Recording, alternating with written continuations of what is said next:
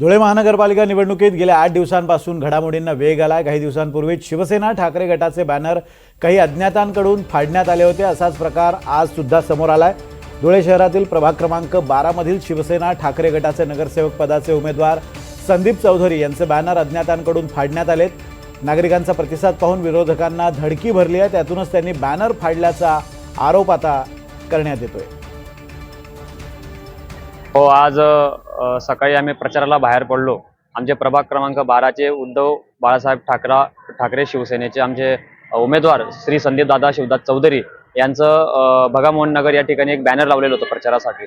त्या विकृत मानसिकता असलेल्या आमच्या विरोधकातील कुठल्या तरी मानसिकतेने त्या बॅनरला फाडला आणि त्या ठिकाणी मोठा तणाव निर्माण झाला। आमचे शिवसैनिक मोठे संतापलेले होते, मनात मोठा संताप होता। परंतु प्रभागातील नागरिकांना आम्ही शांततेचं आवाहन केलं आणि वंदनीय शिवसेना प्रमुखांचा विचारांचा वसा आणि वारसा आम्ही या ठिकाणी प्रभाग क्रमांक 12 मध्ये तेवत ठेवतोय। म्हणून विरोधकांना त्या ठिकाणी धडकी भरली। आमचा होम टू होम प्रचार पाहून आणि नागरिकांमध्ये आमची लोकप्रियता पाहून विरोधकांना धडकी भरल्यानंतर